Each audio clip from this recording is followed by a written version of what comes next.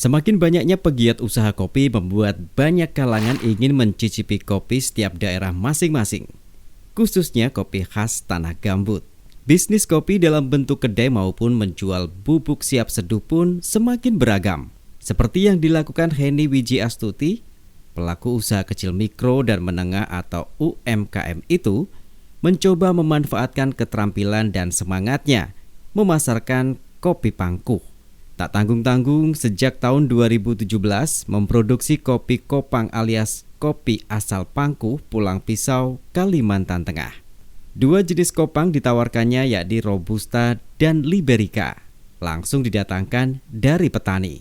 Untuk stok bahan baku itu juga untuk Kalimantan Tengah saja sudah lebih dari untuk menyukupi kebutuhan di dalam pulau atau di dalam daerah itu sudah lebih cukup, karena sekarang kopi pangkuh ini sudah mulai dijual di luar pulau seperti contohnya di Banjarmasin juga sudah mengambil di Palangkaraya ini. Nah, untuk kedepannya ketika bahan baku sudah bagus, produksi sudah bagus, pemasaran sudah bagus, kami kepinginnya untuk meningkatkan dari step by step tadi itu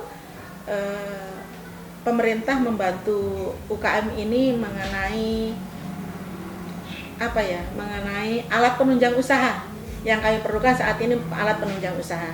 Karena itu saya nilai nanti ketika alat-alat itu sudah ada, bahan baku sudah ada, pemasaran sudah ada. Sekarang ketika bahan baku ada, pemasaran bagus, diminta stoknya segini, kami kelabakan karena alat penunjang usahanya tidak maksimal seperti itu. Jadi saya kepinginnya kepada pemerintah setempat melalui instansi terkait, kalau toh nanti akan berkenan membantu para UKM ini dibantu di satu titik saja dulu, karena nanti pembantuan itu nanti bisa dilakukan step by step. Untuk saat ini memang UKM memerlukan alat penunjang produksi yang sesuai dengan apa yang dilakukan di UKM tersebut.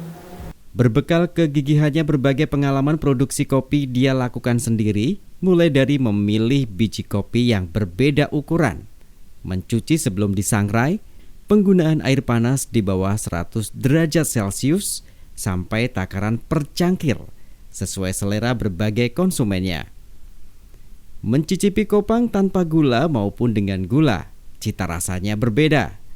Pahit dan asam melebur menjadi satu.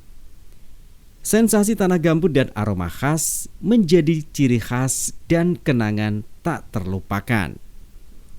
Di rumah sekaligus tempat produksinya di Jalan Mendawai Ujung, Heni kini dibantu 4 karyawan yang dianggapnya lebih dari partner berbisnis. Kalau karyawan saya lebih memperdayakan masyarakat di sekitar.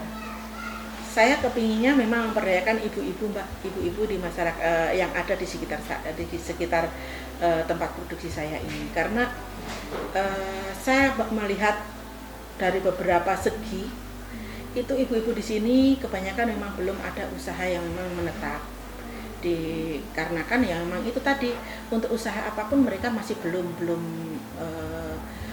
mengerti bagaimana cara memprosesnya, bagaimana cara mengawalinya. Jadi saya kepinginnya merekrut ibu-ibu ini bukan sebetulnya, kalau saya lebih mengacu bukan karyawan, lebih melainkan ada partner kerja saya seperti itu.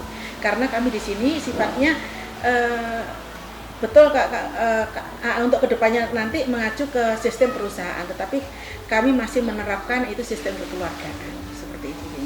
Jadi saya merekrut ibu-ibu di sekitar lokasi yang memang mempunyai prioritas untuk bisa dibawa bekerja dengan aturan-aturan yang saya tentukan seperti itu.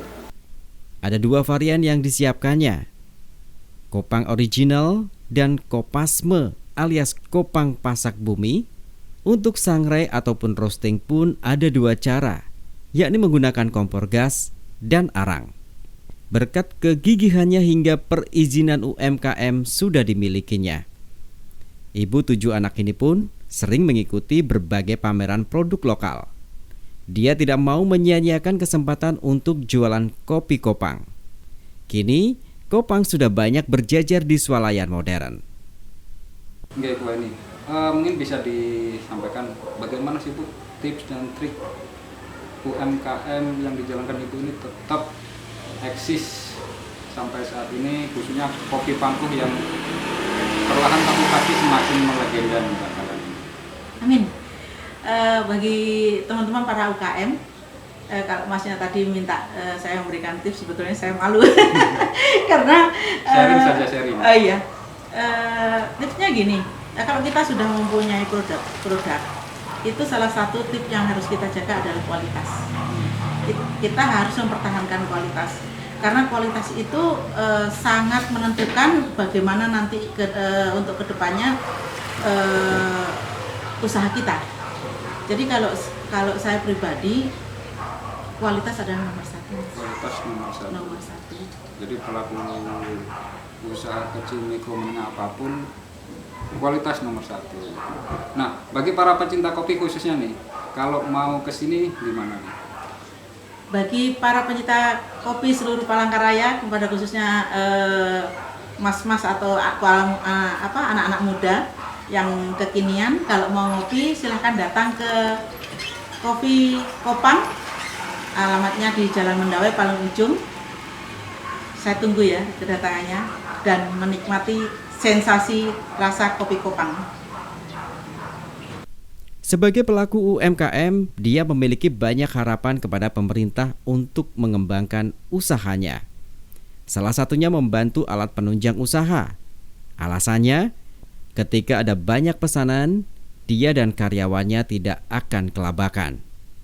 Dirinya juga berharap pelaku usaha bisa saling dukung dan berkembang bersama, karena kunci keberhasilan UMKM adalah kekompakan dan kualitas produk.